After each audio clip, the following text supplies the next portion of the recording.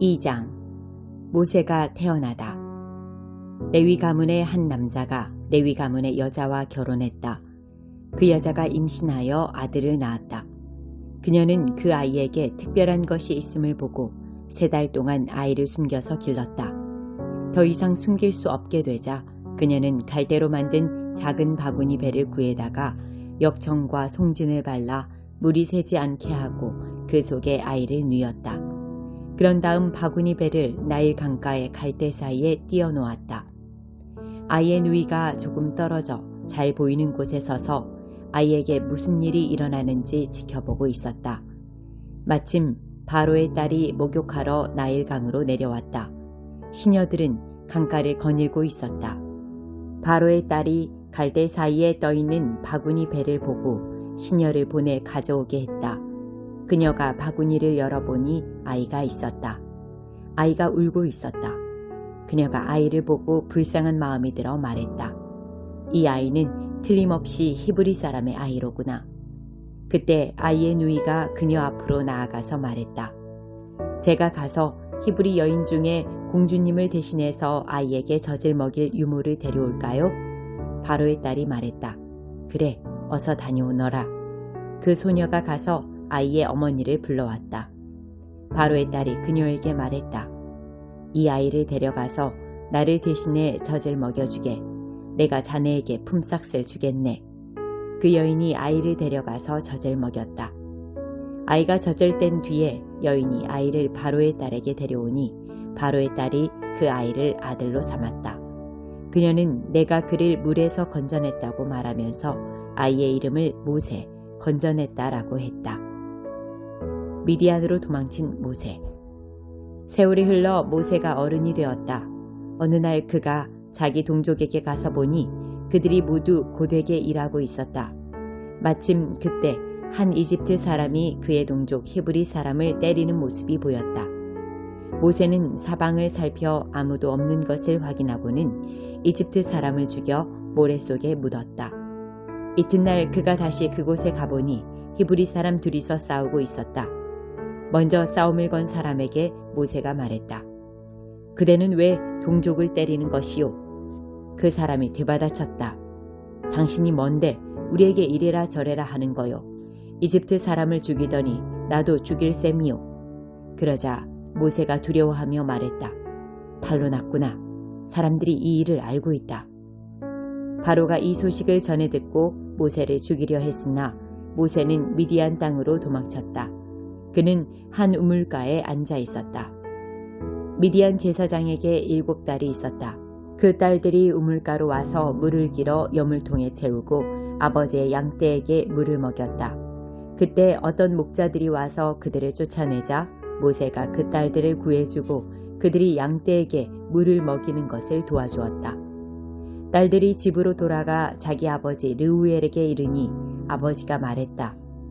일찍 끝났구나. 어떻게 이렇게 빨리 돌아왔느냐? 그들이 말했다. 어떤 이집트 사람이 목자들한테서 우리를 구해주고 우리를 위해 물을 길어 양떼에게 먹여주기까지 했습니다. 아버지가 말했다. 그 사람이 어디 있느냐? 어째서 그 사람을 남겨두고 왔느냐? 그를 불러다가 함께 식사하도록 하자. 모세가 그의 제안에 따라 그곳에 정착하기로 하자 르우엘이 자기 딸 십보라를 모세에게 아내로 주었다.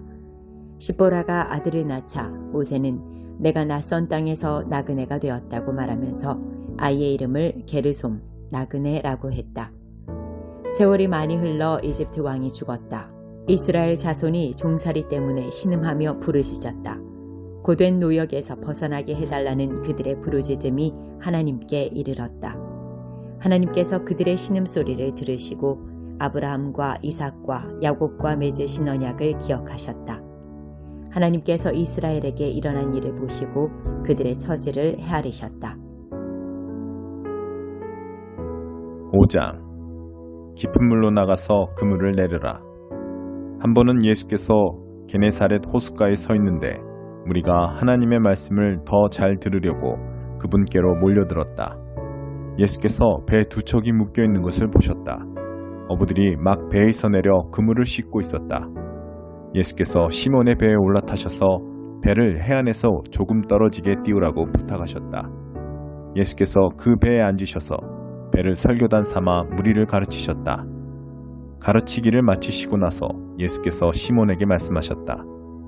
깊은 물로 나가서 그물을 내려 고기를 잡아라. 시몬이 말했다. 주님, 우리가 밤새도록 열심히 고기를 잡았지만 피라미 한 마리 잡지 못했습니다. 하지만 주님께서 그렇게 말씀하시니 그물을 내리겠습니다. 말을 마치자마자 그물에 더 이상 담을 수 없을 정도로 많은 고기가 가득 잡혔다. 그들은 다른 배에 있는 동료들에게 와서 도와달라고 손짓했다.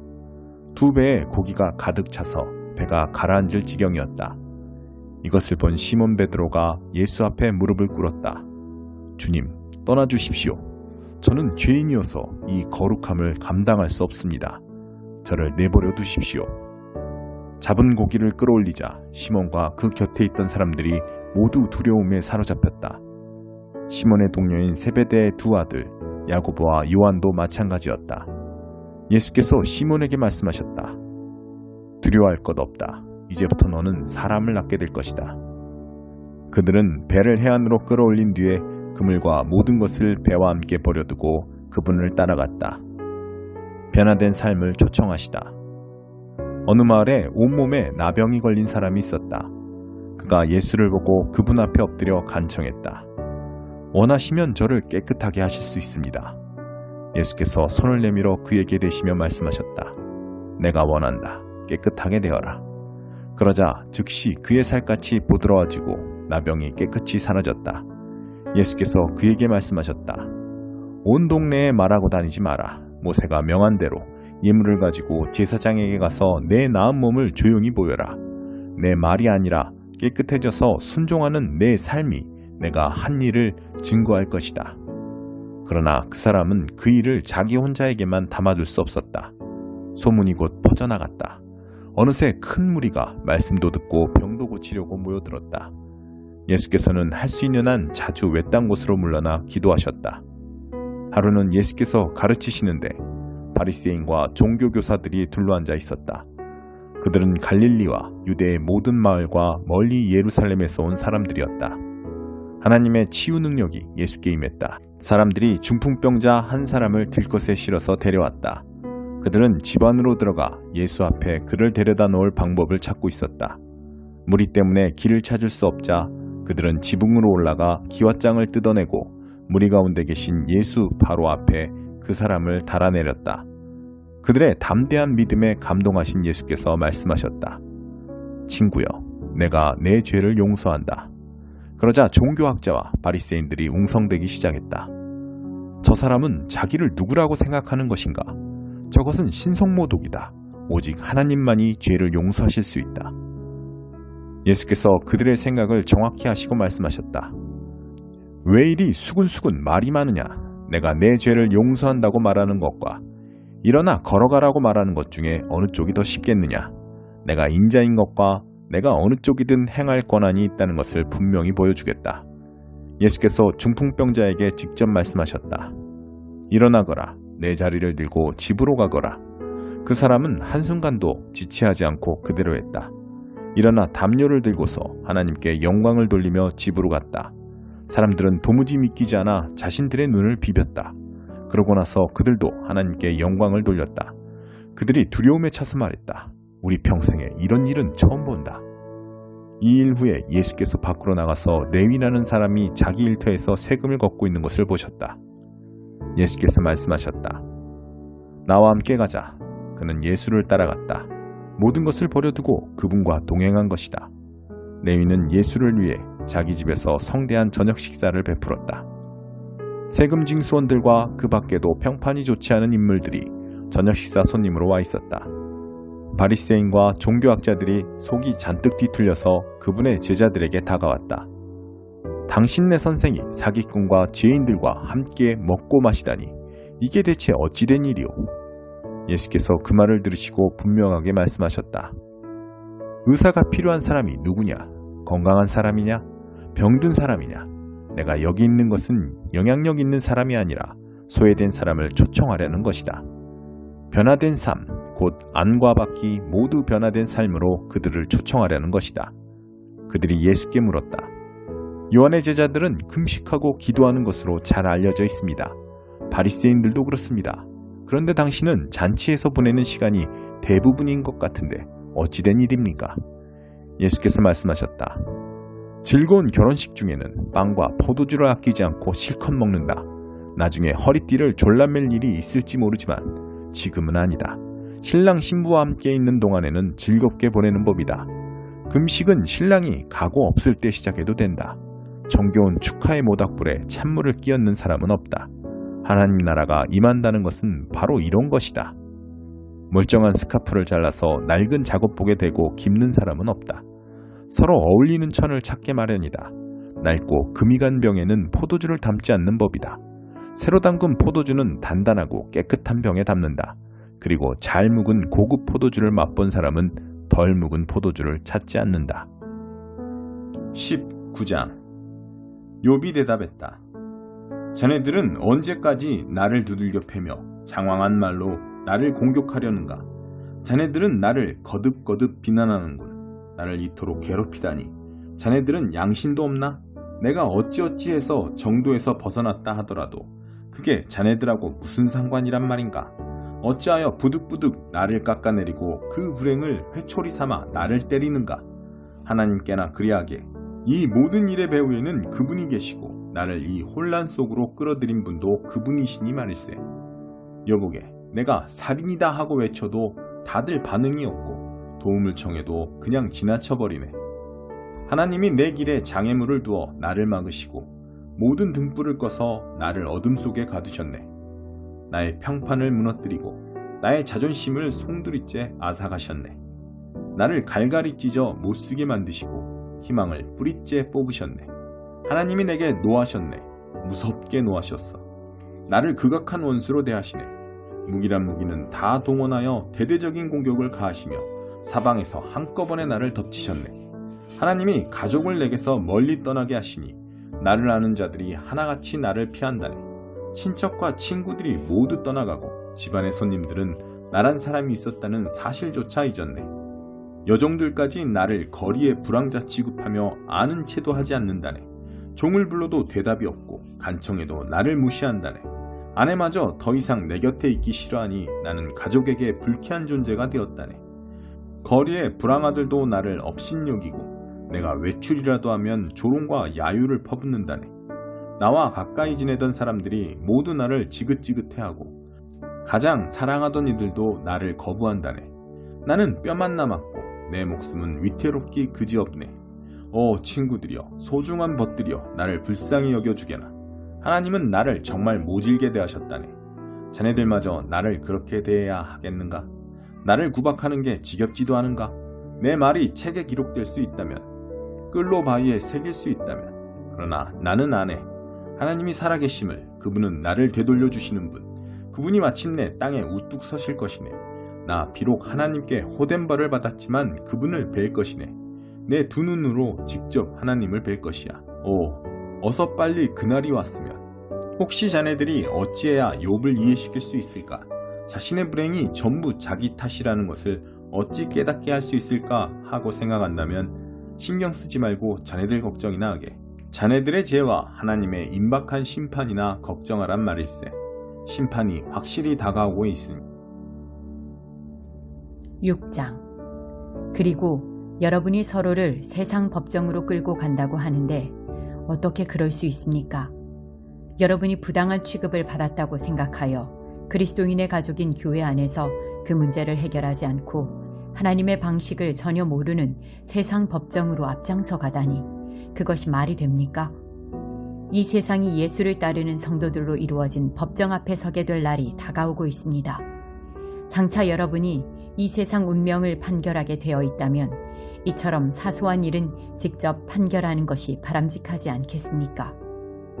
우리는 장차 천사들까지 심판하게 될 테니 말입니다. 여러분이 이 일상적인 사건들을 판결하지 못할 이유가 무엇이겠습니까?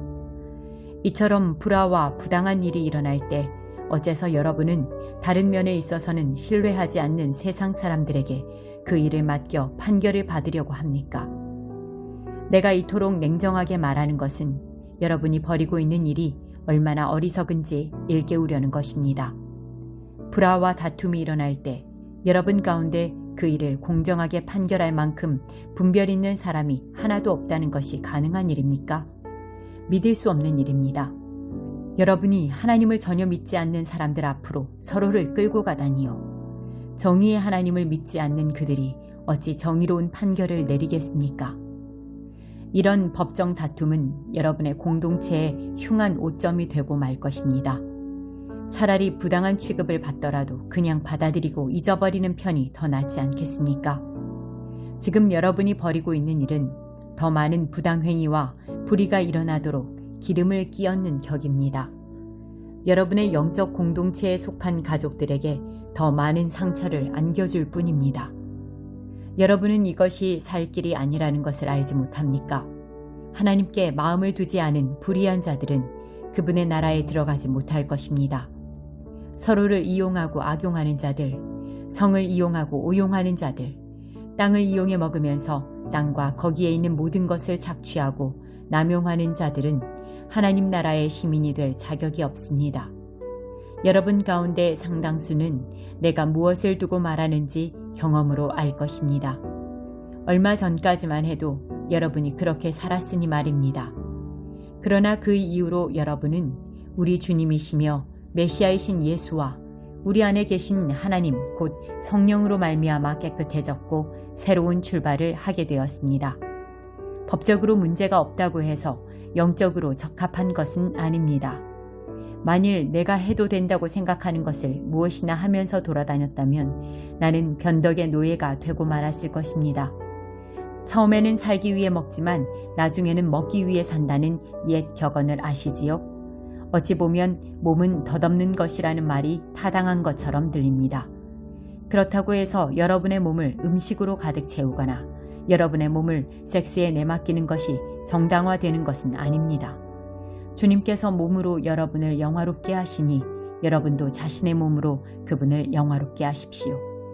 하나님께서는 주님의 몸을 무덤에서 일으켜 영화롭게 하셨습니다. 그분은 똑같은 부활의 능력으로 여러분의 몸을 대하실 것입니다. 그때까지 여러분의 몸이 주님의 몸과 똑같이 존귀하게 지어졌음을 기억하십시오. 여러분은 주님의 몸을 매음굴로 끌고 갈 작정입니까? 나는 여러분이 그러지 않기를 바랍니다. 섹스에는 살갗과 살갗의 접촉 그 이상의 것이 있습니다. 섹스는 육체적 사실만큼이나 영적인 비밀이 있습니다. 이는 성경에 두 사람이 한 몸이 될 것이다 라고 기록된 것과 같습니다. 영적으로 주님과 하나가 되려거든 헌신과 친밀함이 없는 섹스, 우리를 전보다 더 외롭게 하는 섹스, 결코 한 몸이 될 수 없는 섹스를 추구하지 마십시오. 성적인 죄는 다른 모든 죄와는 의미가 다릅니다. 성적인 죄는 우리 몸의 거룩함을 더럽히는 죄입니다. 우리 몸은 하나님께서 주시고 하나님께서 의도하신 사랑을 위해 다른 사람과 한 몸이 되도록 지어졌습니다. 여러분은 여러분의 몸이 성령께서 거하시는 거룩한 곳임을 알지 못합니까? 여러분은 하나님께서 엄청난 대가를 치르고 사신 여러분의 몸을 함부로 굴리면서 제멋대로 살아서는 안 된다는 것을 모릅니까? 여러분의 몸은 여러분의 영적인 부분에 속해 있는 소유물이 아닙니다. 그 모든 것의 주인은 하나님이십니다. 그러니 여러분의 몸 안에서 여러분의 몸을 통해 사람들이 하나님을 볼 수 있게 하십시오.